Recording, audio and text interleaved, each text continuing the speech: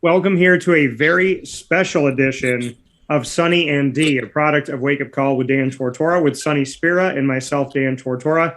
This, for the first time ever, is our Binghamton Bearcats women's basketball special, and I am so happy to be here with Bethann Shapiro Ord, the head coach of the Binghamton Bearcats for women's basketball, and of course, the women of the basketball team, Denai Bowman, as well as Genevieve Coleman. So, welcome to the show. We appreciate you having you here tonight. Thanks for having us. So I will defer to Sonny here. What we're going to do is, as we always do, have a roundtable discussion. We'll speak on basketball, have some fun with it, and then we'll round things out at the end with a thing I call rapid fire, which allows us to ask each other questions that have nothing to do with basketball to get to know each other better and have some fun. So, Sonny, fire away. All right. Well, we're going to start with Bethann. Bethann, talk about your journey to Binghamton University. It's too long. It's too long for me to tell you. Okay, so give us the readers. Give us the version for like this quick no snippet. attention span. Give us the tweet. Give us the tweet. 106 characters. Okay, a quick recruit. I want to just get it out, get it there. Okay, so born and raised in Rochester, New York. Both parents coaches. Played at the University of Maryland, Baltimore County. Right after college, I got my undergrad in psychology, and I was done with, I'm not going to be a doctor.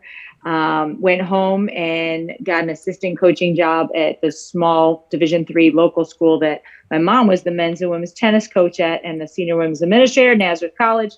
Yes. From there, I went on, after 1 year, I went to Wagner College, got my first Division I job, assistant. They paid you as a grad assistant, but you do everything, including being the recruiting coordinator for track, tennis. It was unbelievable, but it was great experience. Took a vow of poverty. That's all. That's right. Two years there, got my master's, which is unbelievable. It was great.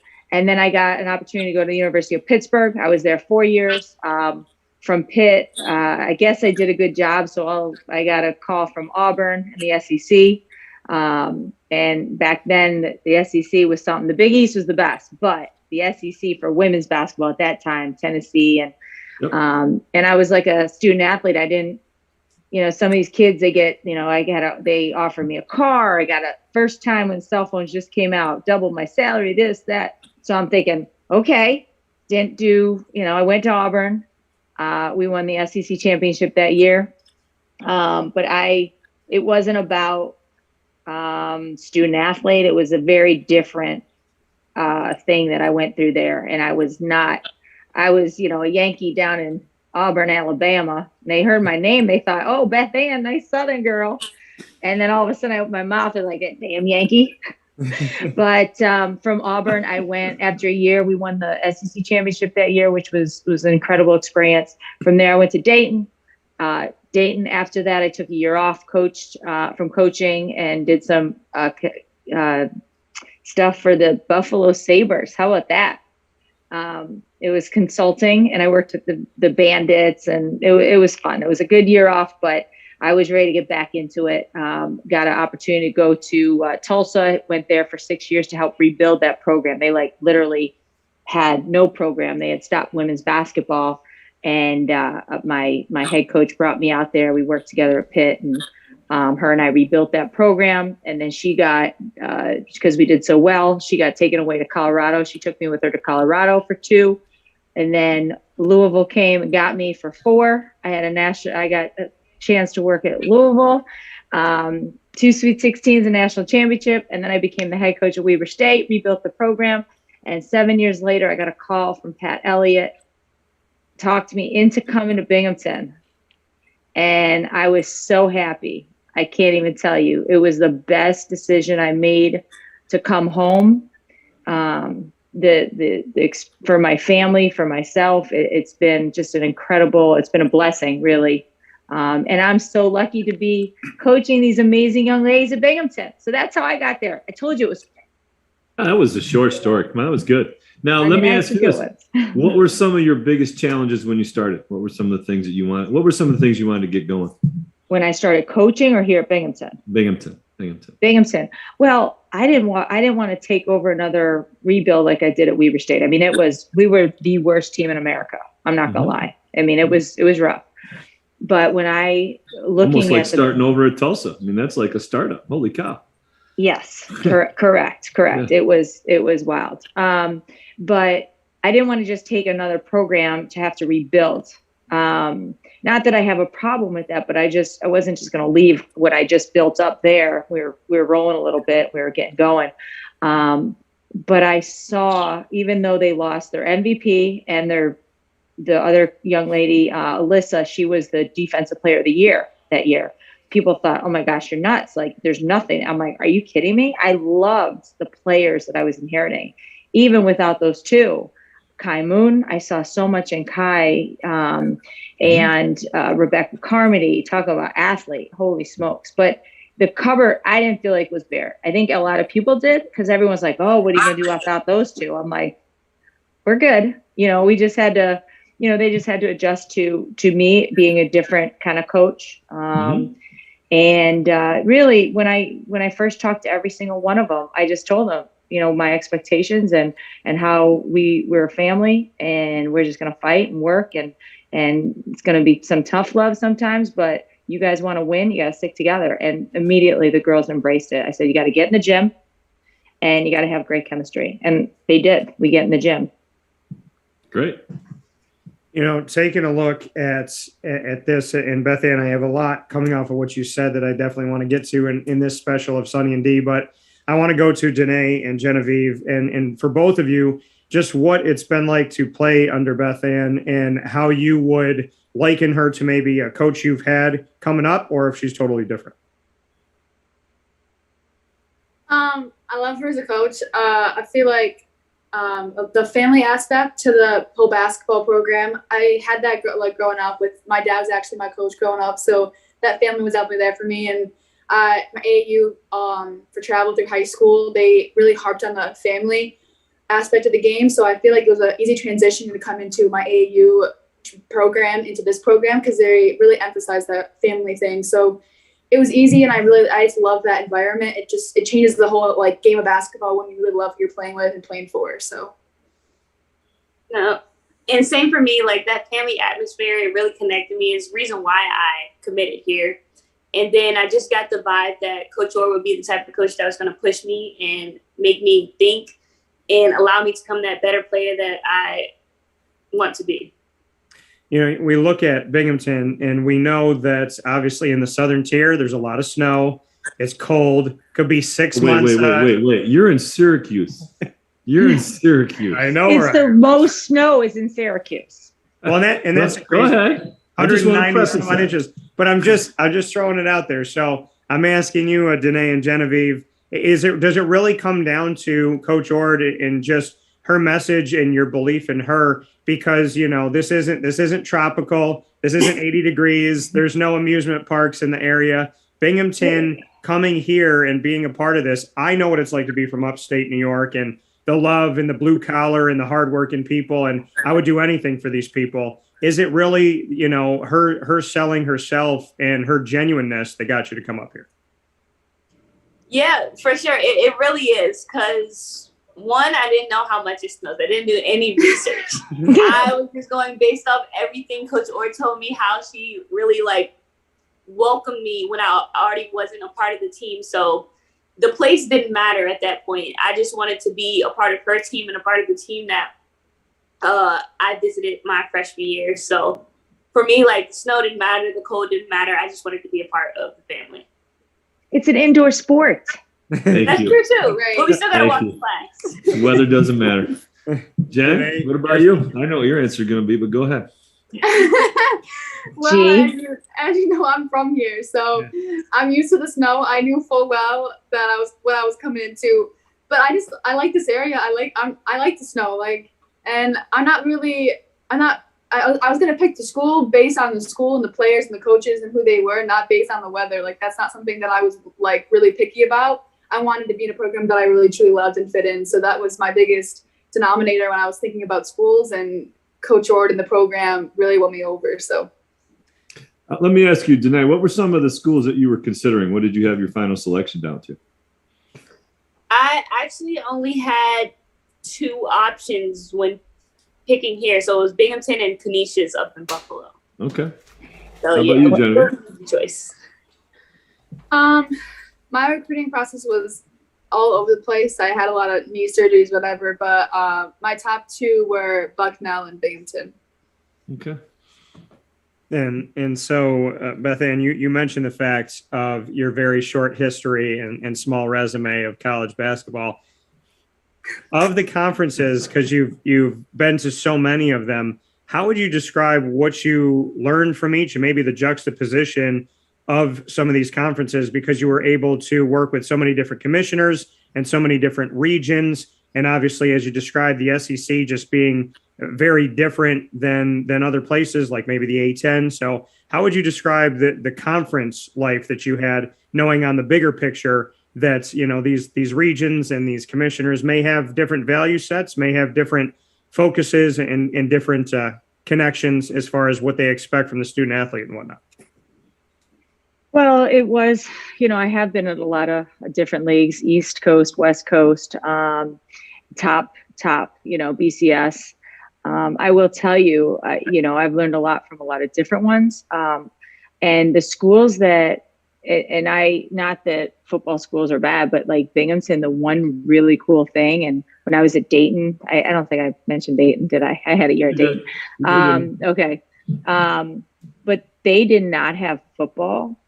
And I will tell you, it's really nice for my women's basketball program and my women's basketball players and men's basketball. We're like the players, you know, like we are big man on campus, basically big women on campus, like where a lot of other schools, you don't get that. Times have changed, you know, all through the years, like times have changed now with the support for women's sports, but it's incredible what, when Pat Elliott was here, what he already had put in and what Dennis is doing now. Like our girls are treated incredible. The community, you know, when you have football, a lot of the money goes and the support, everything goes to them at a lot of the schools. But here, I think it's just been phenomenal. And I think that's pretty cool. You know, people are saying, well, you don't have football. I'm like, yeah, but what are you playing? Are you playing football or are you playing basketball? And do you want to be, you know, the big women on campus and getting the support? I mean, we have the highest, you know, fans. We get the most fans in our league. Our turnout has been incredible, and the support, you know, from top to bottom. I hate to, you know, I almost feel bad sometimes for the other sports, but we are taken care of. I got to ask you, you know, looking at Genevieve, she's still got the Owego gear on. We got to get her some gear, Coach. Got to get her some Bearcats She does gear. this. We have a lot. She gets a lot of gear. She just has, you know, like when you just like, it's a cold day, so you want to put your warm fuzzies on. That's like her pajamas, I would say, right, Evie? It's my boyfriend's hoodie. I don't know why I'm wearing it, but Okay, all right. There you go. There you go. She's missing her boyfriend. Even the sweatpants and everything, like it's all good. It's the subtle nod to him so that he knows he's important. That's right. And it's not about, it really isn't about like football or not football school. Because, you know, I have been at, like when I was at Louisville, every sport we were taken care of, you know, so it just depends. But a lot of times when you get to more mid-majors, it's not, you know, there is a little bit of a discrepancy, but here it has been just incredible. I've been just really in awe of what they've done. And President Stanger has been incredible too. I mean, how many presidents do text message the women's basketball coach and invites the women's basketball coach to go play golf with like a big donor? That doesn't happen often. And in attendance too. So ladies, talk about the academic challenges that Binghamton presents. What have you found and what have you seen and how's that going? Challenges. Okay, we'll start with Genevieve. Challenges. She deferred. That was a very veteran move right there. Ask Genevieve, ask Evie what Get she her. went to this morning. Ask Evie what she went to this morning. A breakfast with who? With President Harvey, we had a 4.0 breakfast. I got a 4.0 last semester. So to be honest, I've been through college. I've been in college all through high school. I was part-time college student. So for me, it's not really that new. I like the challenge. I love being challenged. That's why I'm a basketball player. Like, I love competition. I love trying to be the best version of myself that I can be. So, like, Binghamton, that was like that was also like a top option for me, Binghamton, because it's like so academically like honored. It's a great school, the best SUNY school. So this academic program like led me to Binghamton as well. And I just love school. I know it's bad to say, like it's weird to say, but I do love school. I love education. I love to like learn new things. I'm always like looking up things, Googling things. I just love to have new information. So Denai, tell them what Evie's nickname is. Oh yeah. Me and one of my other teammates, Jalen, named Evie Google because she does look up a lot of stuff and she knows a lot of information. Absolutely. Well, she was very quick on the 4.0 part. It was just a 4.0 breakfast. Like that's phenomenal. Hey, but I will tell you, celebrate I am that. Very, very proud of Denai. She had her semester. She got on the all honor roll. What's the the athletic director's honor roll? It was like AD honor roll or something like that. AD honor roll, and just has done incredible. And when I get an A-, I think if you get all A's and maybe one A-, I think that's a 4.0. And Denai was pretty darn close. So I'm very proud of her as well. Yeah. So Denai, talk about your academics. What field of study you in and what do you find? Yeah, mine's a lot different from Evie. I personally don't like school, but it was a bit more challenging. I majored in psychology, but when coming in and hearing that like it's a public IB, like I was honestly like kind of scared because like through high school, I wasn't the type to study for tests. Like I just wanted to get through school, get my diploma, and get out. So just coming and hearing that Binghamton is like really well in academics, I'm like, oh snap, like I have to change some things around. So just when coming in, like I took a summer class and I started out with, I think, nutrition. So I'm thinking, okay, I'm going to start easy, but that wasn't the case. Like nothing about nutrition was easy. It was actually really challenging. So it's a big warm up for me. I definitely changed my study habits. I actually started studying. Just understanding what I'm reading, when I'm reading it, taking detailed notes in the classroom. It was like a quick change that I had to make because I wasn't used to it. But so far, so good at the moment. Great. Evie, what's your field of study? Genevieve, what's your field? Right now it's biology. You thinking of dental school maybe? What do you think? I'm thinking of PA school. All right, I just dropped a hint, so just don't give up on it. Dan, go ahead. Yeah, he does that every show, but so gotta recruit. Gotta recruit good people. Listen, you gotta recruit. I'm good with it. You know, there's also this marketing and communications thing and multimedia, and you know, a business owner on this broadcast of almost 10 years. So if you guys want to try your luck with that too, you could do that. So I heard that's pretty fun, but. For you, Coach, to see what Binghamton, like you said, coming home and how much that meant to you. You've been to so many different places, but there's truly no place like home. And for you to be here and, like you said, you're taken care of, you're treated well. What do you want people to know about Binghamton? You know, for somebody that maybe doesn't know the area, doesn't know the university, how would you present it right now to a potential student athlete that's out there on the why for Binghamton? Because I feel like you know it, you love it, you get a sense for it every single day, but there's so much more to say about Binghamton than I think is adequately said. And so I'd love to hear what you have to say about that and what we should know about it. Well, first and foremost, it's about your education. And by far, it's a tremendous academic institution. But not only that, when our kids graduate, and this is something I'm very proud of since I've been here, every single one of our young ladies has either gotten a job a graduate assistant or gone overseas and played and got their master's paid for. They all have jobs, and that is incredible. We're like 4th in the country, number 1 in the state of first highest paid salaries right out of college. I'd love to say every one of my kids is going to go play overseas or play professionally. I have players that are, but it's very, very difficult, and just like the guys, so I want them to be prepared for life after basketball. As much as you can use basketball to get a great education, get your master's, whatever that looks like, but I want you to be prepared and ready. And Binghamton sets you up for that. When people hear you have a degree from Binghamton, they light up. They really do.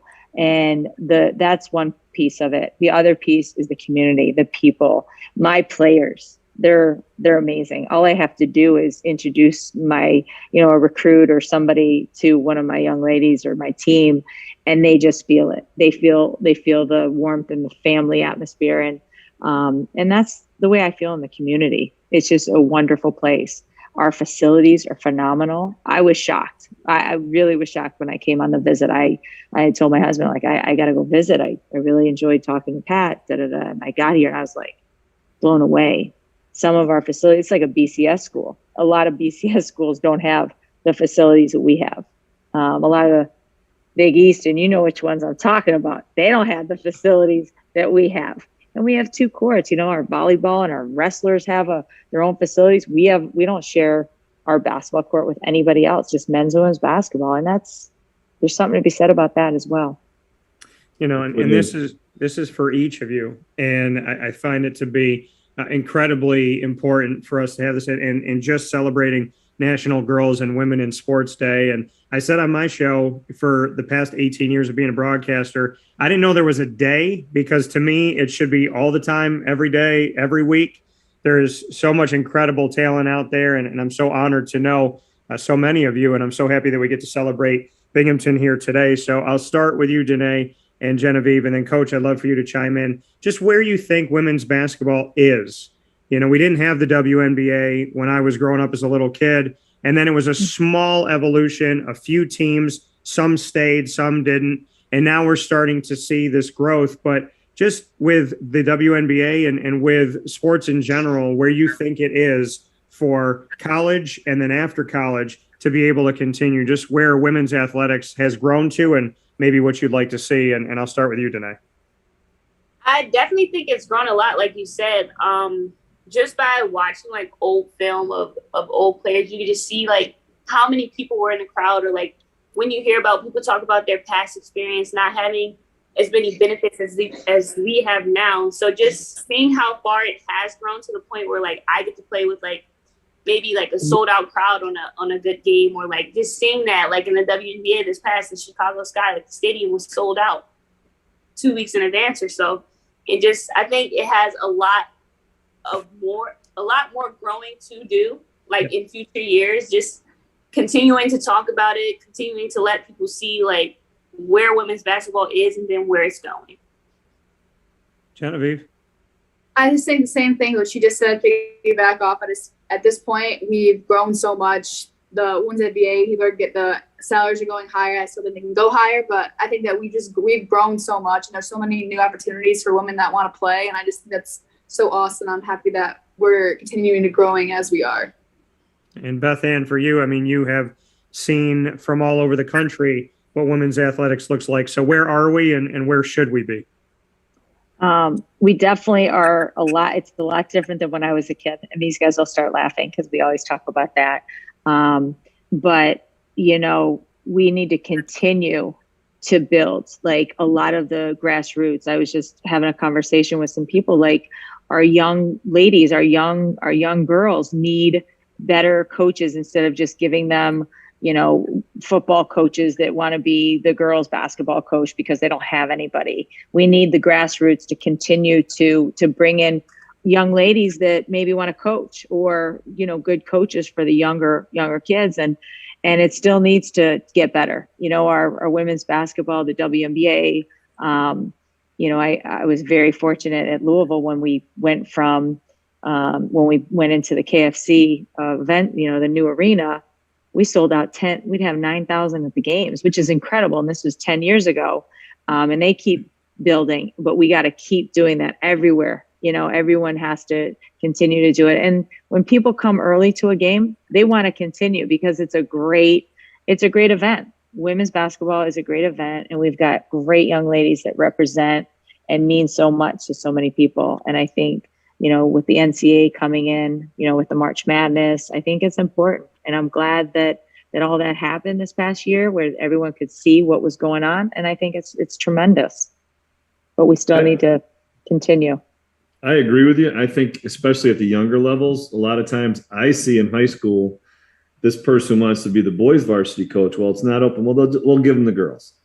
And they don't get or understand some of the subtle differences and then appreciate it. To me, I've coached girls. I've loved coaching girls. I'm very fortunate to be involved with that part of the game, that you have to really have a passion for it and then understanding your people, you know, and how things go. And then they're not girls, they're athletes, and you treat them like athletes. And like Genevieve said, like, right. I'm a competitor, and you would be robbed if someone treated you like, you know, like a girl, so to speak.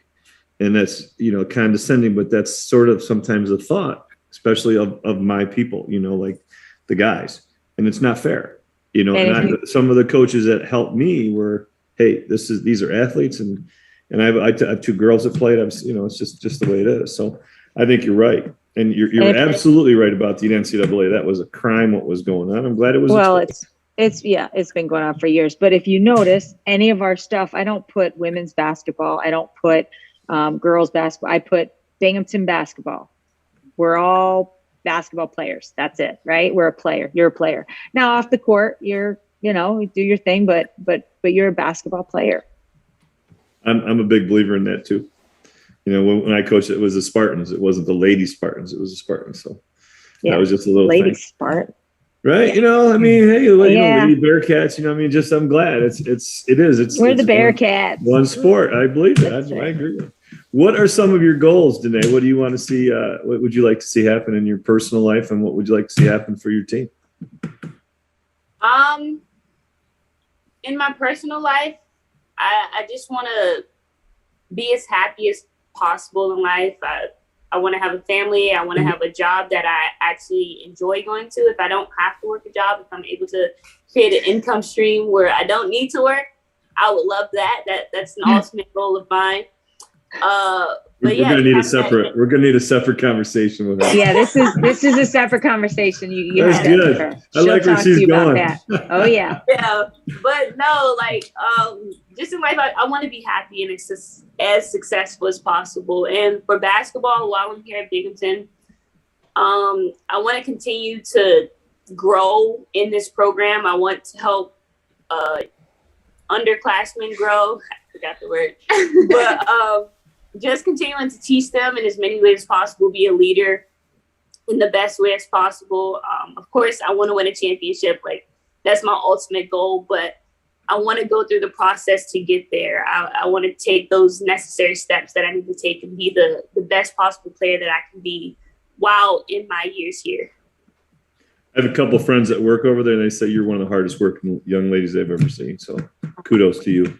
Thank you. Evie, what are some of your goals, Evie? Personally, I just want to have a job that I love and make a lot of money, get a good house, family, kids. And in basketball, I just want to continue to grow and learn and just mature with the game and just become the player that I know I can be and just want to be. And I have 3 more years, maybe even more, of playing. So I just love the game, and I would want to continue to love and just play. You might want to stay connected to Denai. I think she's got some pretty good ideas. She does. And she's understanding she has to get in the gym. After we had shoot around and I had to head home, she was in there having one of our players hitting on her so she could work on her post move. So she's learning that you get in the gym.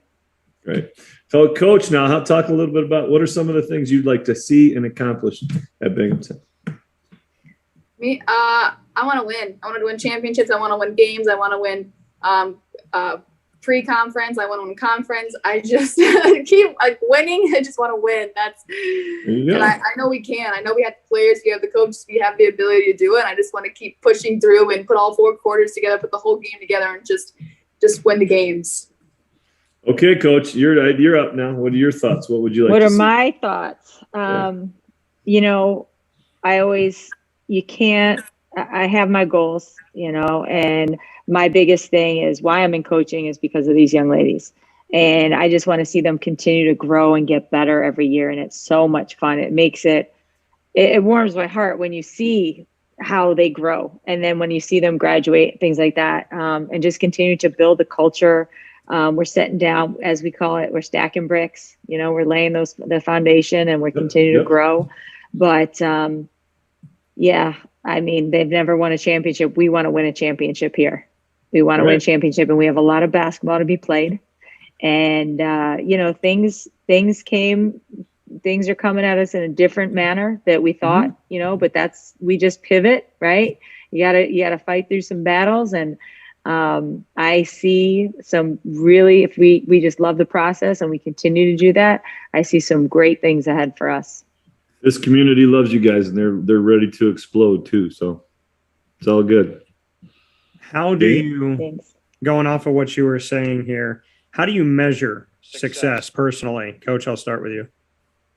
You know, you can't think about every day or the wins and losses all the time. It's really about people and their experiences. Growing up with both my parents as coaches and being around it all my life, it's you know, the relationships, and little progress is good progress. And if you have seen just from where we started and what we do as offense and defense, you'll see how much better.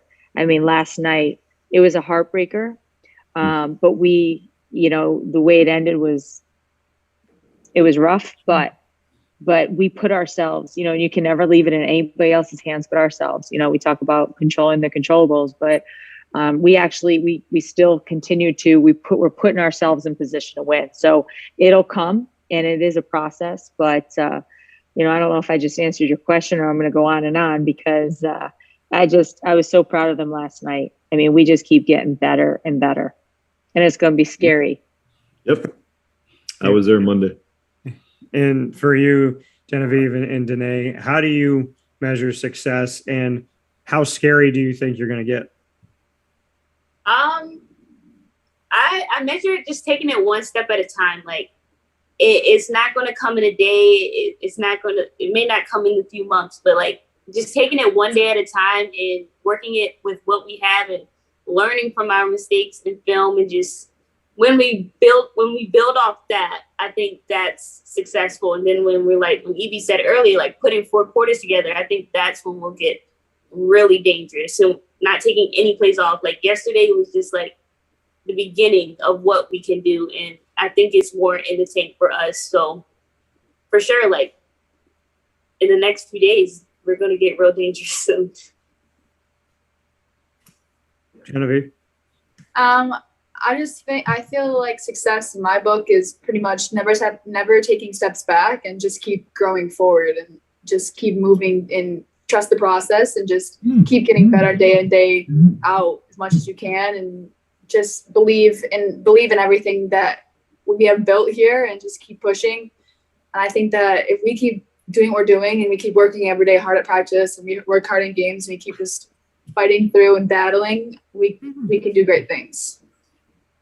Coming here from the Binghamton Bearcats women's basketball team here on Sonny D, a product of Wake Up Call with Dan Tortora, presented by Progressive Dental. Final piece here, rapid fire, something that I've done on Wake Up Call for a long time. Get to ask you questions about literally anything, has nothing to do with sports, and we get to throw them at each other. This is how it's going to work. It's going to be 1 for 1. So I'm gonna say to somebody, you go ahead. You ask a question to whoever you want. You get to pick the person and the question, and then that person gets to ask you back. So whoever you pick, just understand it's coming right back to you. So Sonny, I will let you fire away first. Pick a person and the question, and then they'll be able to ask you back as well. All right, we're going to go homegirl here. So Evie, what's your favorite restaurant and why? Oh, Okay. You think I was going food? I'm going food. I'd go food. In Owego, I have to say MJ's. It's a new restaurant. It's beautiful inside. Their food's amazing. Their Philly cheesesteak, out of this world. Love What a MJ's. nice vibe. Can't say enough What a nice about vibe. it. Okay, so I asked a question now, right? You can ask whatever you want. Okay. From you're at this area, what's your favorite food from Binghamton? My favorite food? Well, my favorite food is veal parmesan. Where? Boy, there's some good places. I love Cacciatore's. I love Council's, Oaks Inn, Joey's. I mean, you getting the vibe here. They're all Italian restaurants. You like Italian. Got it. Depends if you go on the other side of the traffic circle. You know, then okay, remember Johnson City, Binghamton. Now, if we're staying in Endicott, then it's here. You know, but that's going to be it. That's easy. All right, Bethann, you can pick somebody and ask the question, and they'll ask you back. Okay. Dan, Yes. you live in Syracuse? Born and raised, yes. Born and raised, and you went to Syracuse? No, I went to Marywood University, which is literally Binghamton is my middle marker between Syracuse and Marywood. Okay, nice. What is your favorite memory as a high schooler? I would say I appreciate my high school now for some of the people that are there. But when And I what was is it called? our Sorry, Christian and Brothers what high- Academy. So Yes. great education. The class of people that I went to school with, not the people that I would ever dine with on purpose. So I would say my experience from CBA was to get thick skin, learn how to be myself, and don't be afraid of anything. But I think they taught me that by accident. But I would say that my teachers were the best part of it. And I'm still friends with them today. They're still super supportive. So I would say shout out to Mrs. Mannion and to, oh man, there's so many people I want to thank. Mr. Sacco, Miss Goulet. So I had some real Todd Benware, had some really good teachers, and was really honored by all of that. And I like Casey Brown being there now for football, but it was a different atmosphere. I'm a blue collar kid. And so my parents work really, really hard for their money, and nothing's been given to me. So to go to school with people who kind of think something's owed to them, that was a unique experience for me. Cool. Well, that was politically correct. So listen, I said what I needed to say, but I said it in a nice way. I'm running for You president did. someday. Then you got on a roll. I was going to have to start clocking you like, all right, tick, tick, tick. Listen, I got my thoughts. Bethann, my question for you. Bring me into your favorite childhood memory. Oh, easy.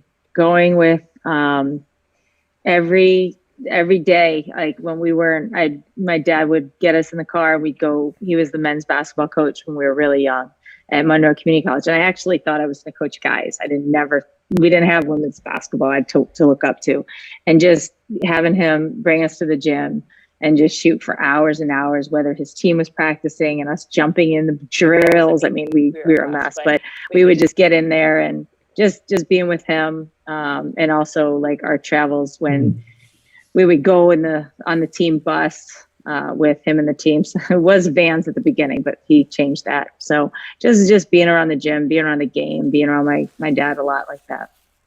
The gym is a sacred place. Mm-hmm. It is A happy place. I love the silence of being in the gym by yourself and you only hear the basketball bounce. Denai, everybody's gotten to ask and answer a question, so you get to choose whoever you want, and then they will ask you back. All right, I'll choose you. Okay. My question is, what made you become a broadcaster? I love being a storyteller. My dad had a word processor when I was 5, which was a typewriter with a little screen, which lets you see what you were typing, which was like the coolest thing in the world. And so, yeah, I've been typing stories since I was 5, and I love bringing people together. I love telling stories. I love making the world a better place, trying to, and just really, I want to take somebody in San Diego and somebody in Sioux Falls and someone in Syracuse, somebody in Binghamton and somebody in Moscow, and put us all on the same couch and make us all kind of see that we're not that much different than we think we are. So I love being a storyteller. I love bringing people together. I have a strong faith in God. I love making people laugh. So it's my excuse to do what I was going to do anyways in conversations for a living. And to go off of what you said before, I Get have paid. done this. What'd you say? And get paid. And Yeah. get paid for it. Yeah. I've done this for 18 years, and I've owned my own business after working with ESPN, Fox, and Yahoo affiliates. My 10-year anniversary is this June, and I do not feel like I work a day in my life, and I do get paid to have fun. So I would tell you, don't give up on your dreams, because you can do it, and it's really exciting. And I actually have that word processor in my office to remind me of where I started. I was just talking about a word processor today to her teammate Z, about how that's what we had to do because Denai's computer broke or something, and she came in to borrow a pad of paper and pencil, and I was telling Z about I had to use the word processor too. Yeah. The people that did well when I was in school had a Commodore 64. Let's see. Oh yeah. Go ahead. Go ahead, Denai. Sorry. Yeah, Denai, my question for you, I'm going to give you a 3-parter. We're going to send you on vacation. You can go anywhere in the world that you've never been. Where do you go? You could take one person that you know, and you could take one celebrity. Mom. Can the celebrity be dead or alive, or they have to be alive? They could be dead or alive. Okay. So I'm going to Dubai. I am taking my mom, and the celebrity will be Paul Walker. Where are you going? Dubai. Dubai. Yeah. Why Paul Walker?